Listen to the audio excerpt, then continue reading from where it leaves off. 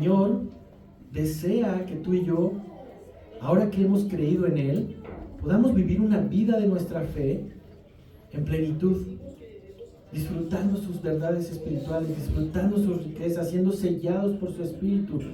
Y para eso el Señor en su sabiduría, Efesios 4, 11 y 12, dice que Él mismo constituyó a algunos apóstoles, profetas, evangelistas, pastores y maestros a fin de perfeccionar a los santos. ¿Cuántos santos hay aquí? Levanten la mano. ¿Cuántos han sido perfeccionados por esta aventura de Efesios? Creo que varios de los que estamos aquí hemos ido así con cincel y martillo. El Señor nos ha dado, pero nos ha estado perfeccionando. ¿Y para qué nos perfecciona? En Efesios 4, 11 y 12 también nos dice que para que llevemos a cabo la obra de Dios para la edificación del cuerpo de Cristo. Ese es el principal propósito de Efesios. Y te pone un ejemplo, una ilustración un tanto chusca, pero muy cierta de lo que sucede cuando tú y yo no entendemos esas verdades. Y te hablaba de una pareja de recién casados, unos jovencitos, que es su primera vez que viajan a su luna de miel y están muy chavitos, nunca habían viajado solos y es la primera vez que van por su cuenta, no saben cómo funciona el tema de los hoteles, entonces pues van todos ahí temerosos, ahí van viendo cómo pagar el hotel, cómo llegar al hotel, etcétera, y llegan a un hotel muy lujoso en su luna de miel, entran a los restaurantes y ven todo precioso, la comida exquisita, el menú de primer nivel, pero ven la carta y ven los precios, ¿no? Y entonces se dan cuenta que una simple sopa cuesta 300 pesos, ¿no? Y ellos dicen, no, vamos a estar una semana, no nos va a alcanzar. Entonces, en la misma carta ven cereal con leche en 50 pesos y dicen, pues vamos a desayunar cereal con leche todos los días para poder llegar al fin de nuestra vacación, de nuestra luna de miel. Entonces, todos los días se levantan y piden cereal y en la noche un sándwich, ¿no? Y toman lo más barato del menú de este hotel. Y así se la llevan toda su luna de miel, comiendo de esta forma y disfrutando a medias su luna de miel. Pero cuando hacen el check-out, cuando salen del hotel, de este hotel tan lujoso, se dan cuenta que solo tienen que firmar, que no les cobraron ya nada porque era un todo incluido. Pero al no saber que era un todo incluido, ellos se privaron de disfrutar todas las bondades de este hotel, ¿no? Y esto mismo sucede en el creyente cuando por desconocer la palabra de Dios, las riquezas que tenemos en Cristo, perdemos tú y yo nuestros mejores años en la vida por no entender nuestra posición en Él y las riquezas que tenemos en Él. Y cuando te hablo de los mejores años de nuestra vida, los mejores años de tu vida es cuando puedes valerte por ti mismo, cuando no estás postrado en una cama y dependiendo de alguien para que puedas atender tus necesidades básicas. Los mejores años, dice la palabra, acuérdate del Señor en los días de tu juventud, antes de que lleguen los días, ¿qué? Malos, cuando ya no puedas pararte, cuando quieras ir a la iglesia y ya no puedas, cuando quieras servir a Dios y ya tu cuerpo no te deje. Acuérdate del Señor en los días de tu juventud y puedas vivir la plenitud en Cristo cuando puedes, hermano, cuando tu cuerpo te lo permite. Así que perder los mejores años de nuestra vida en esta tierra sucede porque pues hay una oposición para que tú y yo podamos disfrutar la plenitud en Cristo, y esta oposición la vimos en los últimos sermones sobre una guerra. ¿Te acuerdas? ¿Cuál es esa guerra o esa batalla?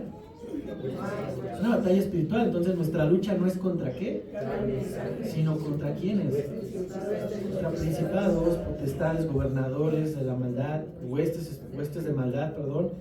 Y todas estas influencias espirituales guiadas por Satanás traen una lucha a cada uno de nosotros. Luchas que, dice la palabra, son acechanzas, estrategias bien planeadas para que tú y yo lleguemos a desanimarnos en nuestra fe. Satanás no puede quitarnos nuestra salvación, pero sí puede estar apedreando tu fe constantemente para que vivas en derrota, para que no puedas disfrutar la plenitud en Cristo. Ahora que entendimos lo que es la guerra espiritual, también veíamos que necesitamos fortalecernos en el Señor para permanecer firmes, y sabiendo que esta lucha es real y que vamos a ser atacados por Satanás, porque recuerda que Satanás no va a llegar a tu puerta a tocar y decirte vengo a destruirte, no, se va a disfrazar como ángel de luz, va a llegar como bendición, va a llegar con algo que va a ser muy atractivo para ti. Lo hizo con Eva, puedes ser como Dios, si tan solo pruebas esto. Entonces va a traer bendiciones o milagros que parecen venir de Dios, pero terminan alejándote de Dios. Es curioso porque pasa cuando el enemigo sabe que estamos deseando algo que el Señor, que hemos pedido en oración, hemos pedido y trata de poner ahí espejismos de, es por acá. ¿Por qué? Porque el enemigo se disfraza también de ángel de luz y busca con las acechanzas poder robar tu gozo, robar tu paz y derrotarte espiritualmente, que puedas vivir en la lona. Pero siendo enseñados de esta guerra espiritual en Efesios, nos lleva a estar alertas. El propósito es, no te espantes, más bien ponte alerta y resiste en el Señor. El llamado es a resistir. Interesante, porque no llama a pelear contra Satanás, llama a resistir. Resiste y el enemigo huirá, ¿verdad? Entonces Pablo ocupó una ilustración para enseñarnos cómo resistir ante esto, y esta ilustración fue la armadura de un soldado romano, para poder enseñarnos 6 disciplinas espirituales que tú y yo podemos ejercitar para estar firmes y fortalecidos. Y eso terminamos de ver hace 8 días. Dios ha provisto todo para estar preparados. No hay nada que nos falte en Él. Y en el versículo 6, y acompáñame ahí, Efesios 6:13, que va a ser la catapulta para esta última recapitulación que estoy haciendo de lo que vimos en Efesios, nos dice que por tanto todo esto que te acabo de platicar, toma toda la armadura de Dios para que puedas resistir en el día malo, y habiendo acabado todo, estar firmes. ¿Y qué es lo que ha provisto en la armadura de Dios? Proveyó un cinturón de verdad. ¿Para qué? Para que tú no estés vulnerable a las mentiras de Satanás. Las mentiras de Satanás tratan de entrar a tu corazón, a tu mente, pero cuando tú estás ceñido con la verdad, sabes cuando algo no es de Dios. También nos provee una coraza de justicia, que esto protege el corazón en una armadura, y espiritualmente protege nuestro corazón de las acusaciones que trae Satanás constantemente a tu vida, diciéndote, no te alcanza, nunca vas a poder ser tan bueno como Dios. ¿Para qué lo intentas? Aléjate. Ya te ensuciaste, quédate sucio, ya no te acerques. Entonces, la coraza de justicia te ayuda a protegerte, reconociendo que no puedes ser justo por ti mismo, claro, pero eres justificado pues por la fe. Y ahora Dios Padre al que ve es a Cristo en ti, ya no a ti y tu incapacidad. Esa es otra arma para que tú y yo podamos estar protegidos. El calzado de la paz, que veíamos que es para pisar firme, y esta pisada firme siempre te va a llevar a poder compartir las buenas noticias con otro. El escudo de la fe, esta parte que protege todo nuestro cuerpo, que sirve para apagar esos dados que llegan de temor y duda a tu mente, porque es verdad, va a llegar esa duda de realmente vale la pena seguir este camino, realmente vale la pena estar cerca de una iglesia, realmente es necesario, y llega el temor también y empieza a querer incendiar tu mente con esos dardos. Pero el escudo rodea como toda esta armadura y nos protege a través de la confianza que tenemos en Dios, no de estos pensamientos, ¿verdad? Que veíamos.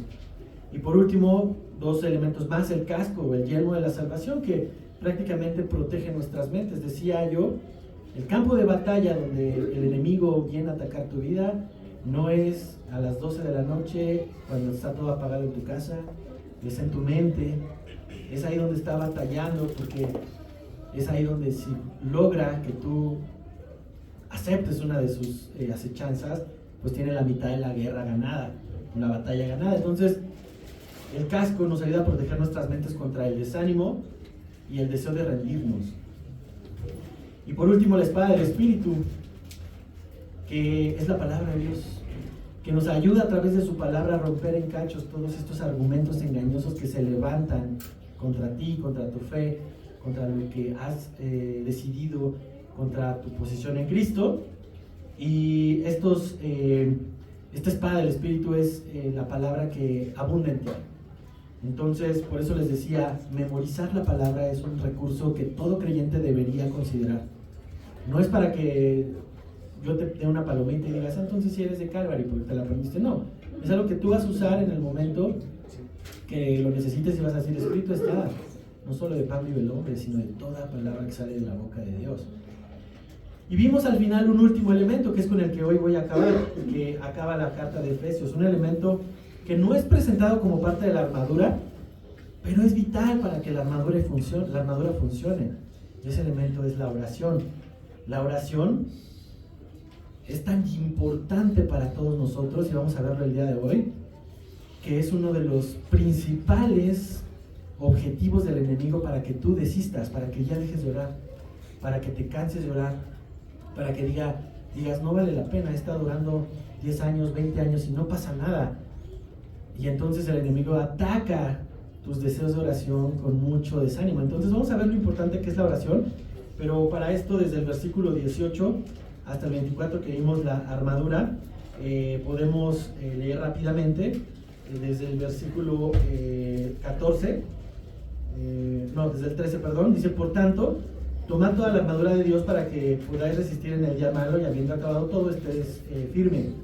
Estad pues firmes, ceñidos vuestros lomos con la verdad y vestidos con la coraza de justicia y calzados los pies con el apresto del evangelio de la paz.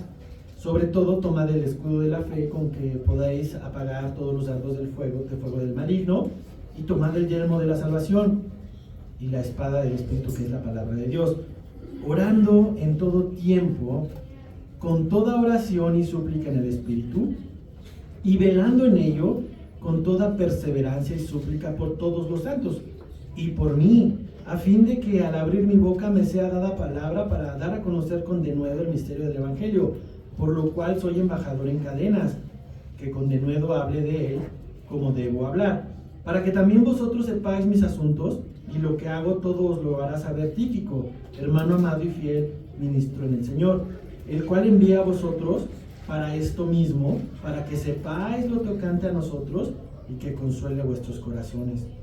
Paz a los hermanos y amor con fe de Dios Padre y del Señor Jesucristo. La gracia sea con todos los que aman a nuestro Señor Jesucristo, con amor inalterable. Amén. Señor, te damos gracias, Padre, porque podemos llegar a este último punto de la carta de Efesios y no hemos quedado defraudados. Tu Espíritu ha hablado a nuestros corazones de una manera que necesitábamos escuchar, y que, Padre, a través de tu Espíritu estamos siendo perfeccionados y estamos siendo guiados en medio de estas enseñanzas. Padre, ayuda a que todos los que estamos aquí el día de hoy podamos tener oídos espirituales abiertos a esta última sección. Ayúdame a mí a expresar tu palabra de forma adecuada. Quita cualquier pensamiento mío, Señor, que estorbe, y corrige en los corazones de mis hermanos cualquier error mío, Señor. Te doy gracias por la oportunidad que me das de poder hacerlo una vez más en el nombre de Jesús. Amén. Amén. Amén. Hermanos, en esta última porción, entonces vemos que Pablo nos deja claro que no estamos solos en esta guerra. Por eso nos llama a orar unos por otros. Entonces, si no sabías que eres parte de un batallón, bueno, déjame darte la noticia, lo eres. ¿Sí se escucha bien hasta allá? Sí. Perfecto. Y esto se vuelve muy importante de entenderlo, porque ya hemos visto que somos parte de un cuerpo, ¿verdad? Somos la iglesia, ¿el cuerpo de quién? De Cristo. Entonces, creo que todos tenemos ya claro esto, lo vimos en Efesios. Y cuando tú entiendes que eres parte de un cuerpo, que no eres un individuo individualista en la fe, podemos estar conscientes que entonces mis hermanos también tienen luchas, que José tiene luchas, que Sergio tiene luchas, que Alex tiene luchas, que Omar tiene luchas. Y entonces, si yo estoy consciente de que mis hermanos tienen luchas, pues no voy a decir, pues que les vaya bien, suerte con su batalla. No, o sea, nos lleva a orar por ellos, unos por otros. En una guerra, los que pelean, ¿cómo se llaman? Soldados. ¿Y alguien sabe entonces qué significa un mercenario? ¿Qué es un mercenario y qué de diferente tiene con un soldado? Un mercenario actúa por dinero. Ajá. ¿Alguien más tiene un concepto de lo que es un mercenario a diferencia de un soldado? Porque los dos pelean, pero los dos tienen una diferencia importante. No tienen una causa propia. El soldado lucha por una causa común, lucha por un ejército y por una nación y por una idea. El mercenario, como dice Luisa, lucha por dinero, lucha por conveniencia o por un beneficio propio, como decían por allá. Y espiritualmente necesitamos entender que no somos mercenarios de Cristo, somos soldados del Señor. Cuando entendemos esto, peleamos nuestra lucha no viendo nuestro propio beneficio, sino el beneficio de los demás. Y entonces vamos verso a verso para entender desde este versículo 18 por qué nos está llevando a orar unos por otros, entendiendo esto.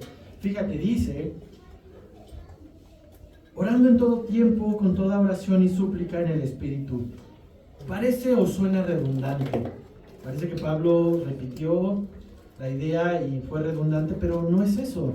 La idea aquí es: ora con todo tipo de oración y en todo tiempo, hasta con súplica. Y es que la oración es clave en la vida del creyente. Todos nosotros necesitamos este elemento en nuestra vida como parte de la conversación que tenemos con Dios. Y oración es eso, platicar con Dios. A lo mejor estás acostumbrado a que por la tradición la oración eran rezos o repeticiones que tenías que aprenderte y que bueno, simplemente como una máquina lo repetía, pero realmente ni te dabas cuenta de lo que estabas diciendo.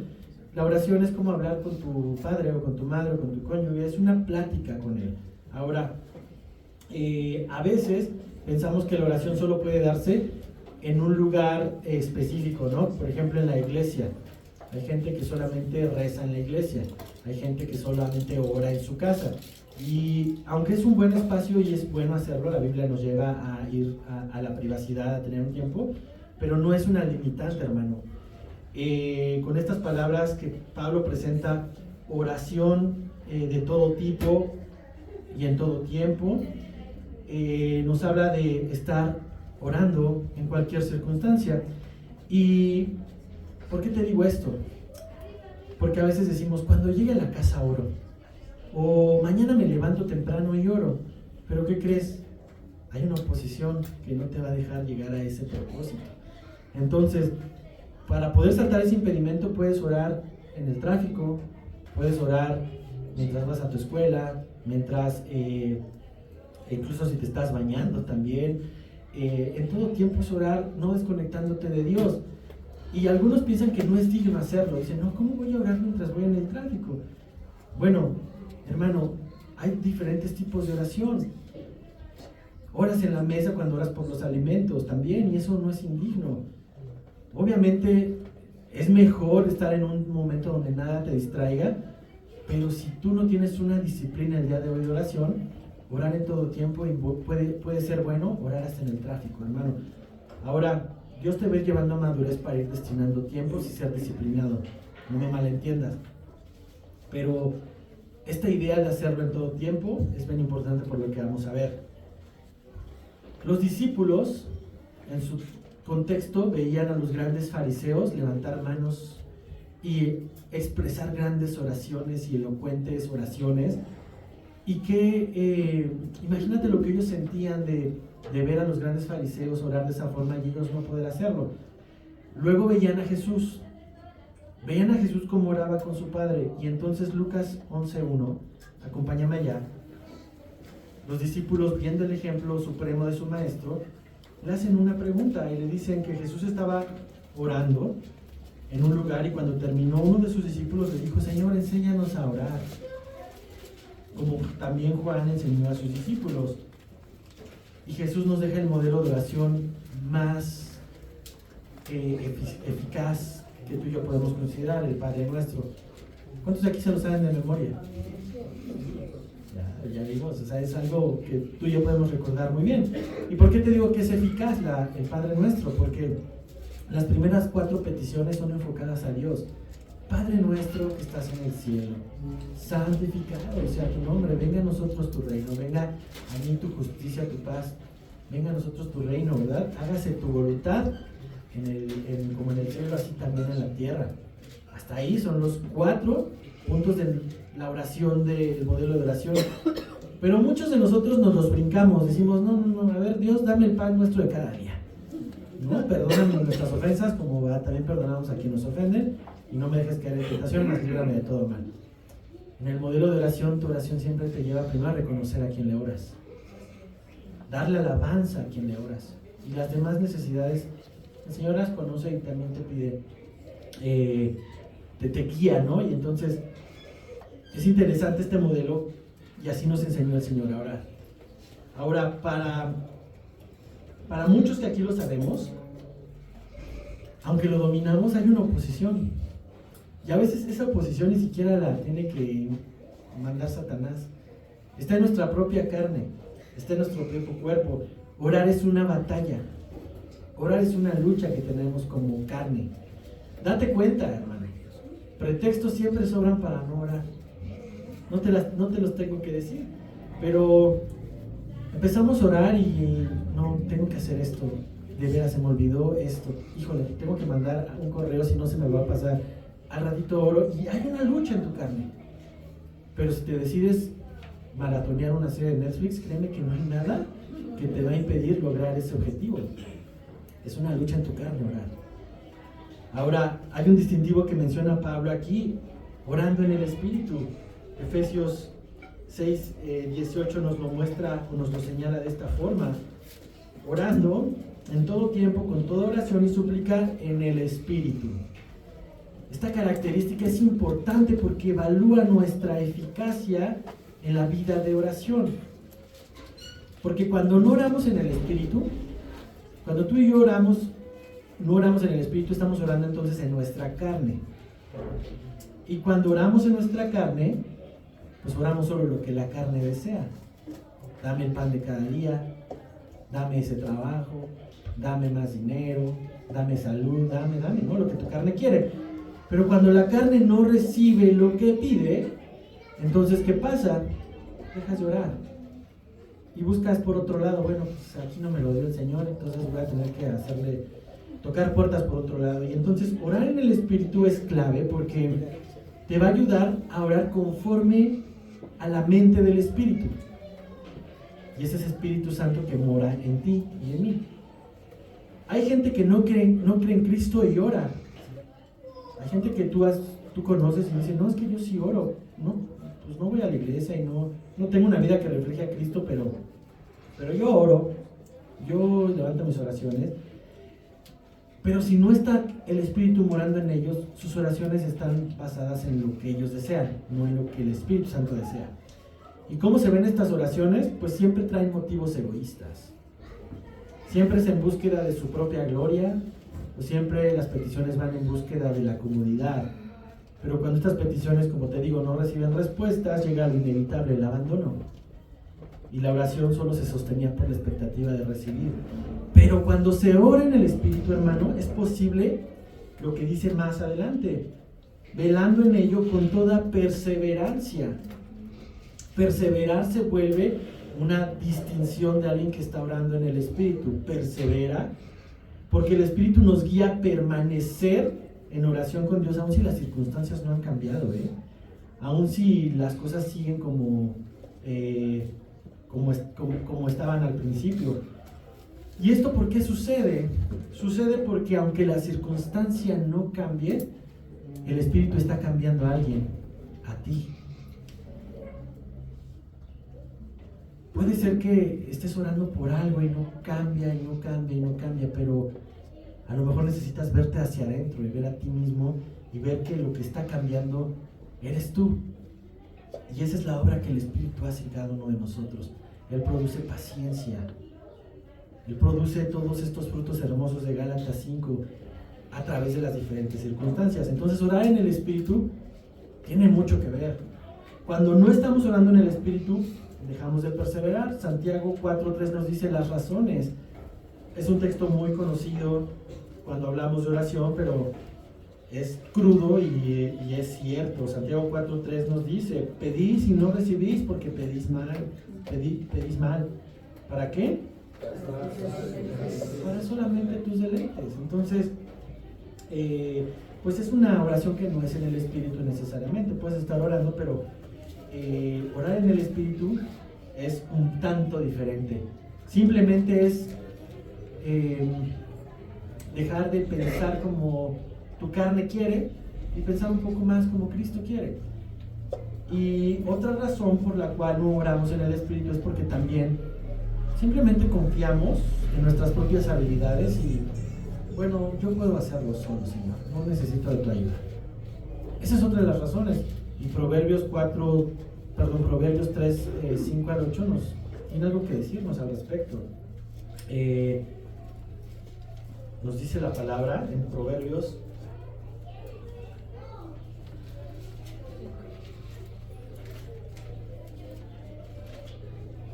fíate de Jehová de todo tu corazón y no te apoyes en tu propia prudencia.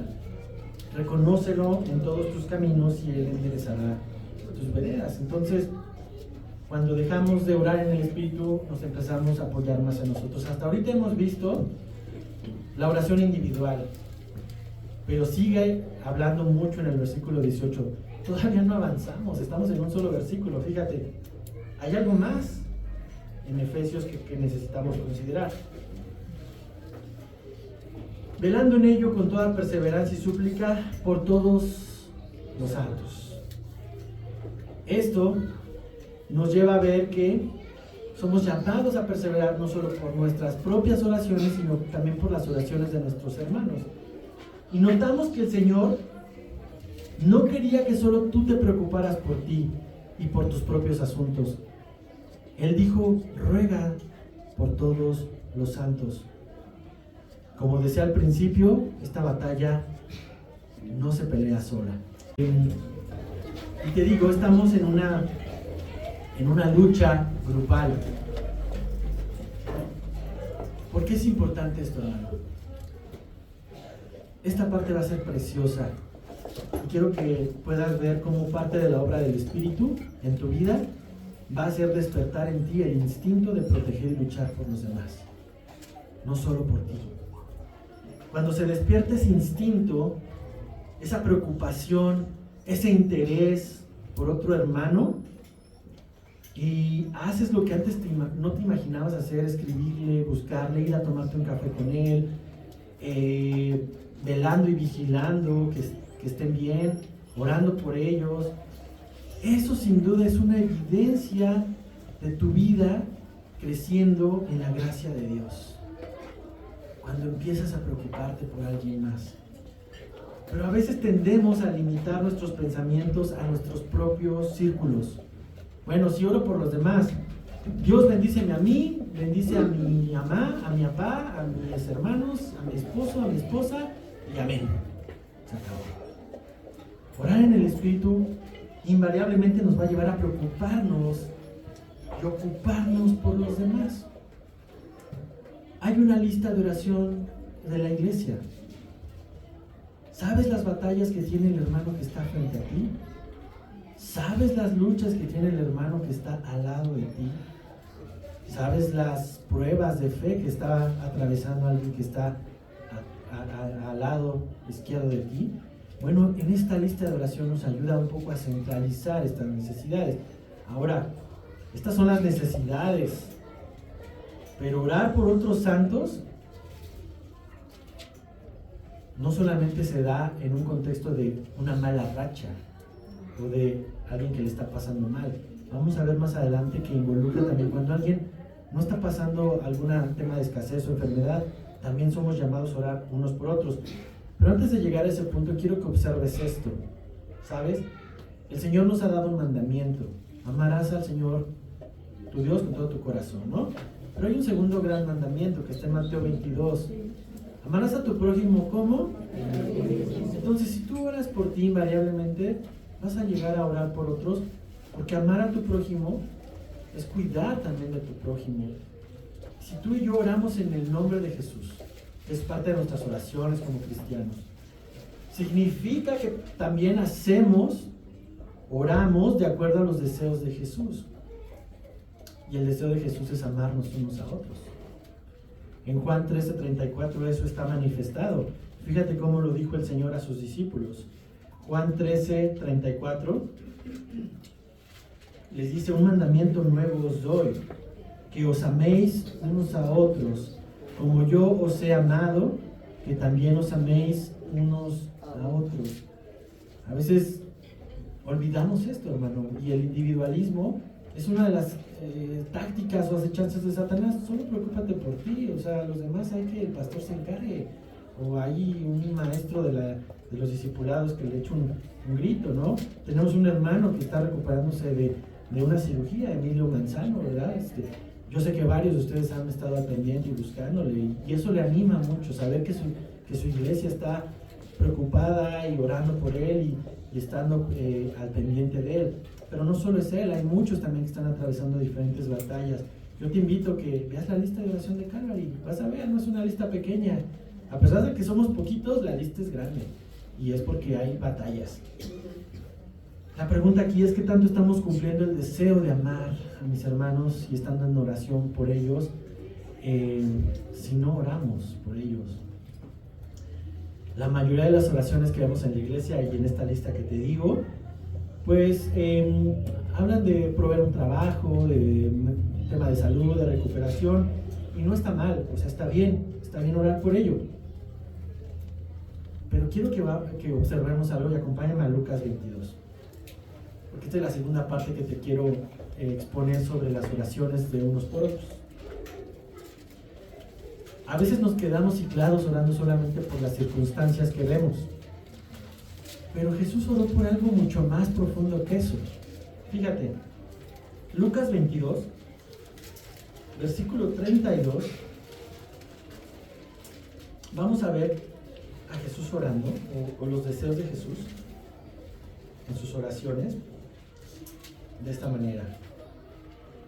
Lucas 22, 32 dice: pero yo he rogado por ti. Mira, Jesús está hablando con Pedro, y le dice: Simón, Simón, he aquí Satanás os ha pedido para zarandearos como a trigo. ¿Sale? Lucha espiritual.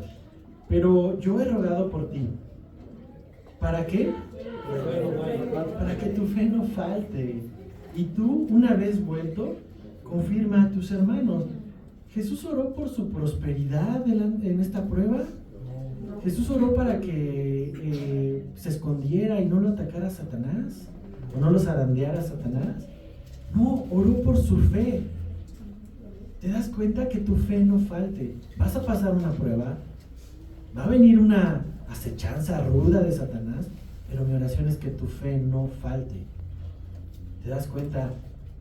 ¿Qué motivo tan profundo? Más adelante en el versículo 40, Jesús le dice a sus discípulos, cuando llegó a aquel lugar les dijo: orad que no entréis en ¿qué? Wow, oró por su bienestar, oró para que no les faltara nada. No, oró por su firmeza ante la tentación. ¿Te das cuenta? Es una oración espiritual. Vámonos a Juan 17:11, que nos muestra otro tipo de oración de Jesús por sus discípulos. Y ahorita voy a aterrizar el avión para que veas por qué te estoy platicando todo esto. Juan 17:11, cuando él está orando al Padre y les dice: y ya no estoy en el mundo más, estos están en el mundo, hablando de sus discípulos, y yo voy a ti, Padre Santo, a los que me has dado, guárdalos en tu nombre, para que sean uno, así como nosotros. ¿Oró para que sus iglesias fueran un éxito? No, oró por unidad. Oró que su iglesia, que sus discípulos fueran uno. Y esto es importante porque Pablo siguió este mismo ejemplo de Jesús, orando más allá de las circunstancias de esta tierra. Oró por sus necesidades espirituales. En Efesios mismos, Efesios 3, 14 al 19, vimos una oración que Pablo levantó por estos hombres de Éfeso, donde dice lo siguiente: por esta causa doblo mis rodillas ante el Padre de nuestro Señor Jesucristo, Efesios 3:14, de quien toma nombre toda familia en los cielos y en la tierra. Y la oración es esta: para que os dé, conforme a las riquezas de su gloria, el ser fortalecidos con poder en el hombre interior por su espíritu, para que habite Cristo por la fe y en vuestros corazones, a fin de que, arraigados y cimentados, seáis plenamente capaces de comprender con todos los santos cuál sea la anchura, la longitud, la profundidad y la altura, y de conocer el amor de Cristo, que excede todo conocimiento, para que seáis llenos de toda la plenitud de Dios. Todo lo que pidió son cosas espirituales. No les pidió que no los persiguieran los romanos, no pidió que se acabara la esclavitud, no pidió para que Éfeso se independizara del imperio grecorromano. No, o sea, oró por cosas realmente valiosas, fortaleza en su poder, que a Cristo habite en ellos, que estén arraigados, que conozcan plenamente el amor de Cristo y que sean llenos de su plenitud. Entonces, hermano, aquí entra algo que tú y yo necesitamos considerar. No solo ores cuando alguien está pasando mal, ora por él en todo tiempo. Si tú sabes que tu hermano pues está bien, ora por él para que siga estando firme y fortalecido en el Señor. No confíes, estamos en una batalla y las luchas pronto van a llegar también para los que hoy se ven firmes y fortalecidos, porque esta lucha no es exclusiva solo para algunos, es para todos. Por tanto, es bueno tener entonces a alguien al lado, a un compañero de milicia que esté orando por ti y tú por él. Yo te invito a que puedas tomar esa bandera y poder ser un buen compañero de milicia de alguien de aquí, que te unas en oración con él. ¿Cómo estás? ¿Qué estás pasando? ¿Está todo bien, hermano? Que voy a orar para que siga así, voy a orar para que tu fe sea fortalecida y seas animado, etc. Es bueno tener un compañero de batalla, alguien con quien puedas acompañarte, alguien con quien puedas recargarte. Hay un texto que en Eclesiastés ocupamos mucho para las bodas, pero pues no solamente es para las bodas. Eclesiastés 4:10 dice: porque si cayeran, el uno levantará a su compañero, pero ay del solo que cuando cayere no habrá segundo que le levante. ¿Te das cuenta de la importancia de tener un compañero de batalla que esté orando por ti, que tú estés orando por él? Así que esto es tan importante, hermanos, considerarlo en esta lucha espiritual. Y vamos terminando esta porción de la armadura con el 19. Ya los siguientes versículos no van a ser tan profundos. Hay tanto en el 18 que en verdad puedes sacar sermones y sermones de esto. Pero en el versículo 19 Pablo no exhorta solo a orar unos por otros, va a añadirse él, y fíjate, dice: y oren por mí, a fin de que al abrir mi boca me sea dada palabra para dar a conocer con denuedo el misterio del Evangelio. Oren por mí. ¿Cuánta humildad hay de Pablo? Pablo, el apóstol, el que fundó iglesias en Asia Menor, el que fundó iglesias en Europa. Tú puedes decir: ¿qué oración necesita este hombre? Está bien conectado con Dios. Pero aún siendo un hombre tan espiritual, Pablo, un hombre maduro, reconoce que también necesita oración. Entonces, si Pablo reconoció que necesita oración, ¿quiénes somos nosotros para creer que no necesitamos oración?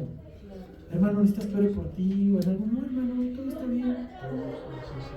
No, sí, claro que ora por mí. Pablo lo reconoció. Hermanos, los ministros de Dios no tenemos las cosas resueltas. Si tú piensas que yo no tengo batallas, estás bien equivocado. También tengo batallas, también tengo luchas, también necesito tus oraciones. También necesito en verdad que ores por mí, que ores por mi familia, que ores por mi esposa, que ores por mis hijos, porque los encargados de obras constantemente estamos siendo apedreados, recibimos ataques. Y esos ataques llegan en forma variable, diversa, a veces en prejuicios, a veces en críticas, cuestionamientos, cargas, en muchas cosas que Satanás ocupa para desanimar a los ministros del Señor. Justo esta semana recibí ahí unos mensajes de una persona que alguna vez vino aquí a la iglesia, que nunca aceptó a Cristo, que siempre dijo: yo no creo en Él, yo vengo pues nada más para pasar el tiempo, casi, o sea, como pues, venían los desayunos y venía así. Y en la semana me escribió para reclamarme, me mandó unos mensajes ahí bastante hostiles, reclamarme porque no me enteré que tuvo unas condiciones ahí de salud. Entonces empezó a juzgarme y empezó a aventar dardos así durísimos en función a sus expectativas, a lo que él esperaba que yo reaccionara, sabiendo cómo estaba. Yo ni siquiera sabía cómo estaba, ¿no? ¿Por qué? Porque tiene meses que no se para aquí, porque no ha sido parte del cuerpo, porque no se ha integrado, porque ni siquiera ha recibido a Cristo y no quiere recibirle. Otros me han juzgado, hermanos, porque he dicho no a casar matrimonios con yugo desigual y me empiezan a juzgar que por eso, que por mi culpa no va a venir entonces a la iglesia su novia o su cónyuge. Hermano, ataques no faltan, nos están apedreando constantemente, nos juzgan, y aún así te puedo dar una lista, y no me quiero poner aquí tocar el violín más triste del mundo. Solo quiero decirte que somos atacados también. Desde que empezamos esta obra fuimos atacados, desde que avanzamos en esta obra seguimos siendo atacados. No me extraña, estamos en una lucha. Por eso, ora por tu pastor, oren por los pastores que conocen, no solo por mí, por los demás que conozcas. Porque estos argumentos tienen un propósito: traer desánimo, cuestionar si realmente vale la pena seguir. Para un pastor, para un maestro, para alguien que sirve en la obra, pues hay muchas cosas que cambian. Ya no hay flexibilidad de tiempo, ya no te puedes enfermar, porque si te enfermas, ¿qué pasa, no? Ya no puedes tomar vacaciones ni los puentes. Hay muchas cosas que cambian, pero uno lo hace por amor a Cristo. Pero Satanás envía huestes, pensamientos a través de estos ataques para decirte, ¿realmente vale la pena? O sea, estás dejando todo para que ve cómo recibes estos argumentos. Y la estadística, en Estados Unidos al menos, que es donde se ha medido, nos muestra que la mayoría de causas de renuncia de los pastores no es por pecado, es por el desánimo, es por el cansancio. Así que ora por tu pastor, oren por los pastores, hermano. No tenemos las cosas resueltas. Pablo lo pidió. Yo no me sentiría mayor que Pablo para decirle, no, por mí todo está bien. Pablo experimentó sus propias luchas con hermanos judíos que despreciaban el ministerio. En Corintios lo puedes ver. Simplemente decía, no, yo de Pablo no soy, yo soy de Apolos, porque Pablo es corrientón. Yo de Apolos, el maestro, el elocuente, yo de Silas. ¿Y qué hace Pablo? Dice, no, ustedes son del Señor. Pero te das cuenta en ese argumento que había discriminación y había estigma para Pablo.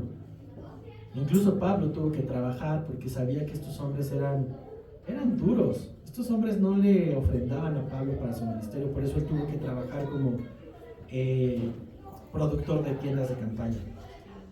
Pero ahora está encarcelado. Obsérvalo. Está sufriendo las consecuencias de predicar el Evangelio. Quiso llevar el Evangelio a Jerusalén. Llevó incluso recursos financieros para su pueblo. ¿Y qué fue lo que recibió? Rechazo, persecución, cárcel. ¿Qué motivo de oración presenta Pablo por él? Aquí mismo lo dice: para que al abrir mi boca me sea dada palabra, para dar a conocer con denuedo el misterio del Evangelio, para que pueda seguir predicando. Prácticamente es lo que dice Pablo. Pablo no está pidiendo oración para que lo dejen salir de la cárcel. Pablo no está pidiendo oración para que le quiten el grillete. Pablo no está pidiendo oración para que lo perdonen en su pueblo y le den una sinagoga en Jerusalén y todos se olviden del problema. Pablo está pidiendo para que, aún en estas condiciones en las que vive, pueda seguir predicando la palabra de Dios, pueda seguir cumpliendo el propósito de Dios y que tenga fuerza para hacerlo. Wow, observa esto. Para que la predicación de su palabra sea efectiva, no solo el pastor necesita estudiar horas para un sermón. Necesitamos la oración de ustedes para que los sermones tengan la palabra de Dios. Esto es uno de los puntos que oramos cada jueves. Todos los jueves a las 8:30 de la noche aparece un punto por los sermones que se predican en la iglesia y en todas las iglesias. Es nuestra oración. Se necesita que los mensajes que aquí damos estén respaldados por la oración de ustedes. Ahora, a lo mejor no te puedes conectar los jueves, no pasa nada, pero ora por el sermón de los domingos. Este es uno de los motivos que tú y yo no deberíamos de dejar a un lado. Para que estas horas que tú estás aquí, pues no recibas entretenimiento, no recibas un monólogo divertido o chusco, sino que recibas la palabra de Dios que va a transformar tu vida, mi vida. Y por eso necesitamos que también ores por esto, para que la palabra de Dios sea predicada con denuedo. Únete a orar por eso, te invito a que lo hagas. Ora por los sermones de los domingos. Ora por el sermón del próximo domingo. El próximo domingo vamos a tener un evento de Navidad, pero va a ser una oportunidad increíble para evangelizar, para presentar el evangelio a personas que no lo conocen. Entonces, incluso si tienes algún invitado, anótalo. El mensaje del domingo va a ser evangelio, la buena noticia. Así que ora por esto. Y es reconfortante, hermanos, saber que hay cristianos que están orando por ti. Siempre vas a ver. Cuando sepas que alguien, estoy orando por ti, hermano, dices, ay, gracias Dios. Siento el amor, tu amor a través de alguien que está orando por mí. Y Pablo valoraba esto. Todos los ministros también deberíamos de valorar la oración que su iglesia hace por ellos. Así que cuando quizás el apóstol Pablo esté frente al trono celestial y esté recibiendo su galardón, su corona, probablemente el Señor llamará a muchos de estos santos que nunca oímos hablar de ellos en la Biblia, no están sus nombres aquí, pero que estuvieron en oración por Pablo. Y quizás les diga, ustedes alzaron las manos por Pablo, ustedes también son merecedores de este galardón. Colosenses 3:23 y 24 nos habla de este momento. Y lo describe así. Y todo lo que hagáis, incluso orar, hacedlo de corazón, como para el Señor y no para los hombres, sabiendo que del Señor recibiréis la recompensa de la herencia, porque a Cristo el Señor servís. Hermano, si esta obra se sostiene, es por tus oraciones. Si esta obra se va a sostener los siguientes años hasta que Él vuelva, es por tus oraciones. Quizás no llegues a ser un pastor, quizás no llegues a ser un maestro de esta obra, pero eso no implica que no vas a recibir un galardón. Vas a recibir un galardón porque serviste al Señor orando por esta obra y por otras obras, no solo esta. Ora por estas obras. Y acabamos esta última parte con el verso 20 diciéndonos lo siguiente: por el cual yo soy embajador en cadenas, y que con denuedo hable de él como debo hablar. Y este último verso nos habla de la necesidad de oración en todo tiempo, con toda oración y súplica, porque nos deja ver que Pablo estima estar en esa condición. La tribulación y el encarcelamiento le permite llevar el evangelio a Roma, algo que él deseaba. Y Pablo considera que sus cadenas de prisionero son en realidad un adorno glorioso para ser un embajador de Cristo. Qué mente tan espiritual y tan poco carnal. Y repite nuevamente, para que con denuedo, ¿qué es denuedo? Es audacia. Para que con audacia hable la palabra del evangelio, hable sin miedo, hable a pesar de estar en peligros como cárcel. Hermanos, ese es otro motivo de oración, que podamos seguir predicando la palabra con audacia, con denuedo. Y ese es un buen motivo por el cual yo te invito también a estar orando por cada uno de los que dan aquí clases, que tienen discipulados, que predican cada domingo en esta y en todas las iglesias, que podamos con audacia seguir predicando. ¿Por qué es importante esto? Porque hay mensajes que no son cómodos, hermano. ¿Tú crees que hablar de las relaciones guiadas por el Espíritu, hablar de los matrimonios, pues es algo que nuestra carne quiere escuchar? No.